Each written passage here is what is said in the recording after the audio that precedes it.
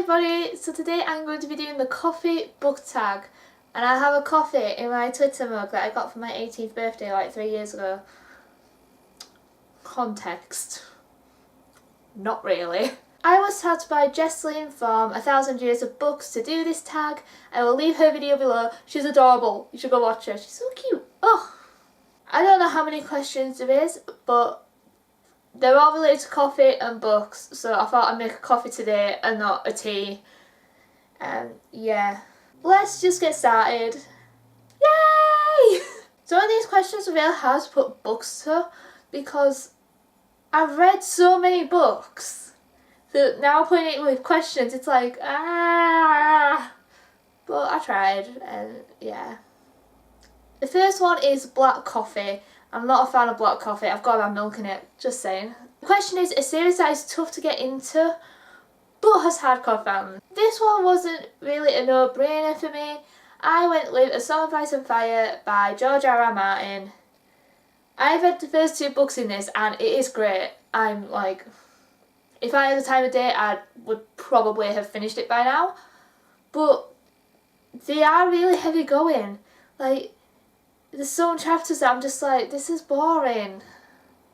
I don't need to know this. But you actually do need to know all the stuff because it comes into play later on. Yep. However, there's some hardcore fans from just the books, not the TV series, the books. And when the series decided to go off the books, they was like, whoa, where is this person? Why are they dead? They're not meant to be dead. Oh my god, what the hell? Ooh. That is what they're like, and I'm not dissing them.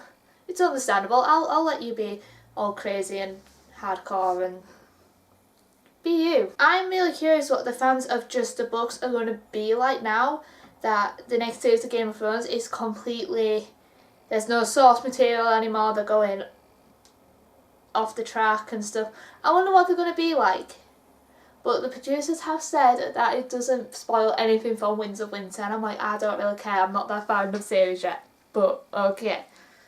The next drink is a Peppermint Mocha, and I actually like a Peppermint Mocha. But I prefer it without all the syrup. I only ask for half. That makes me sound like one of those hipster chicks to have certain needs in the drinks. I don't, I just prefer it with half of peppermint in it. That made no sense, but let's just carry on. Let's carry on. The question in this one is a book that gets more popular during winter or a festive time of the year. For this one I chose Harry Potter and the Philosopher's Stone. I chose this because every year, every winter, everyone's like, oh my god, I'm going to watch Harry Potter and the Philosopher's Stone. I'm going to read Harry Potter and the Philosopher's Stone. There's only like one chapter set in Christmas time. I don't understand why it's a Christmassy thing. However, I do love Harry Potter and the Philosopher's Stone. I just don't get why people only watch/read it in winter. I think this series, well, I've only read the first 3 books, it is more of a all year round sort of thing. And if you are going to read it in September, in fall, autumn, whatever you want to call it. Because I go to school in September. There you go. The next one is hot chocolate, and I love hot chocolate so much. I should have made a hot chocolate. Should have. Shoulda, woulda, coulda. What's your favourite childhood book? Childhood book? Children's book. I have 2 for this one.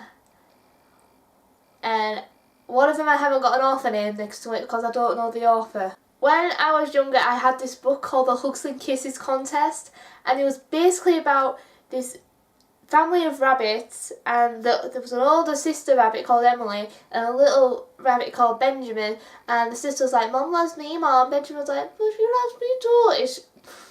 It was adorable and got my feelings every time I read it, and oh. But my next one for this question is Peter Rabbit by Beatrice Potter. I just love Beatrice Potter, but Peter Rabbit, oh, he's such a naughty little rabbit. His mum told him not to go into Mr. McGregor's garden, and what does he do? Go to his garden and almost gets captured and got turned into a rabbit pie. But he didn't. But Peter Rabbit, he's adorable. He's adorable. It's kind of dark for a children's book, but I love Peter Rabbit. The next one is Double Espresso, and the one with this is Name of a book that kept you on the edge of your seat from start to finish. I've got it. For this one, I have gone with Queen of Shadows by Sarah J Maas. Just go watch my book talk. That was really hard to film and edit. So much happened. Things happened. Life happened. The next one is Starbucks. Yeah. And the question is a book that you see everywhere.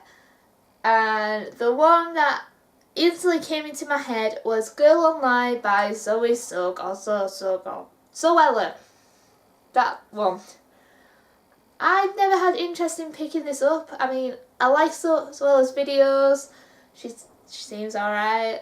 I don't know. I like videos and stuff, but I've never really had interest in picking it up.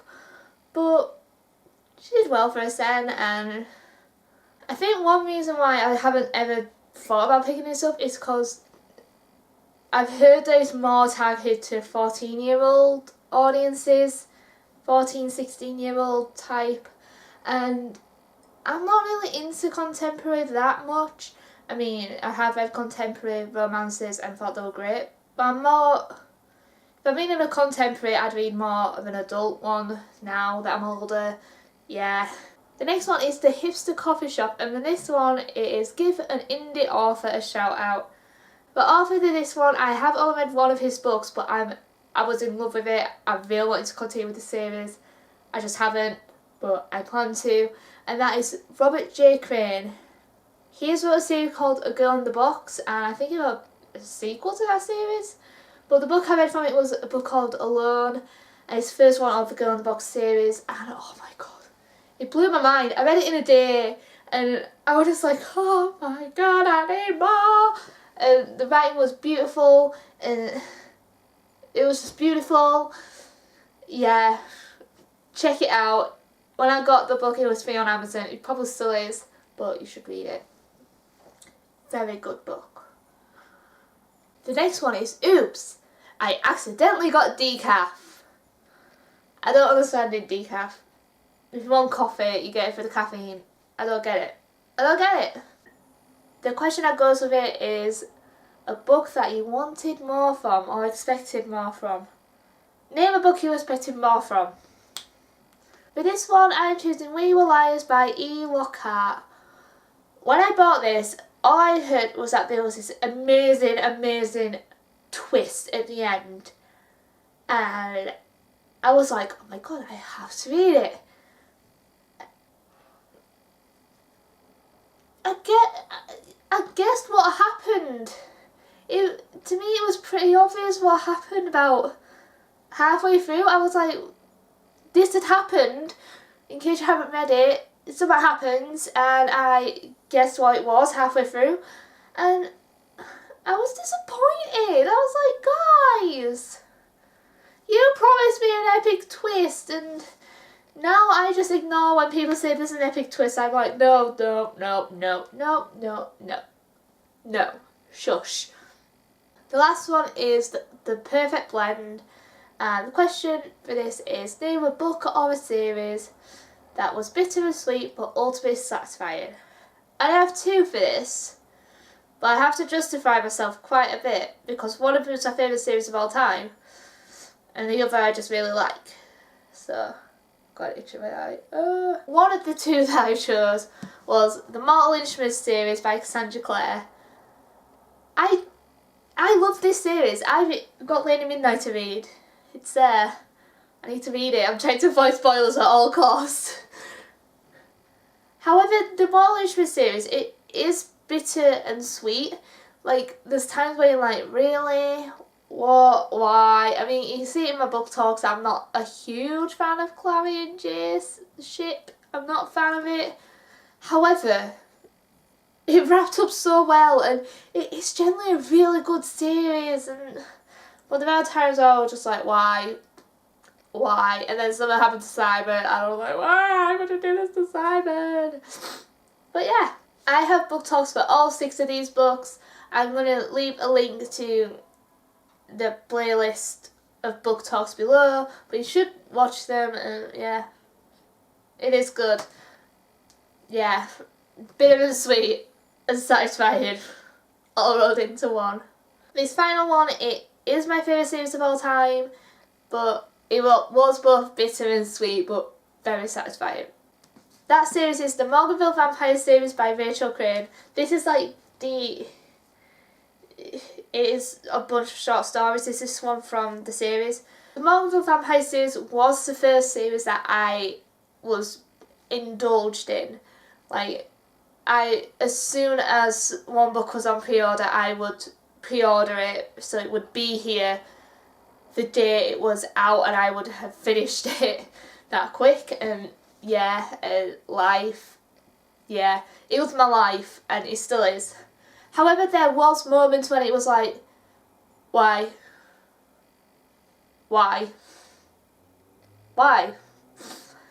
But this series is so good, and it doesn't have recognition. People need to read it in life. I've just finished this, and I really want to reread the series. I've reread the series like 5 times now. It's amazing. And that is the coffee book tag. I really enjoyed this tag. It was weird, looking for books to go with the answers, and yeah, but I didn't finish my coffee though. I've still got coffee left. Anyway, that is all for this video today. I really hope you enjoyed this tag and stuff.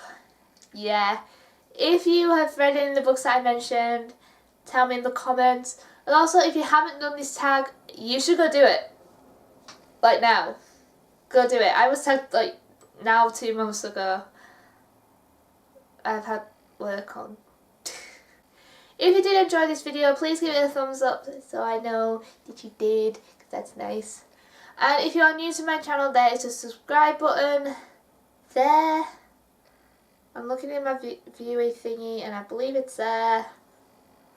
And that is all for this video today, and I shall see you soon with a new one. Bye!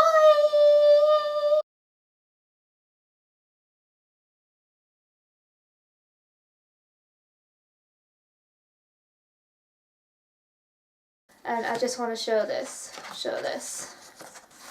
Signed. She signed it for me. Look at it. I got a special vampire. She calls them her special vampire. I'm gonna sit back down now.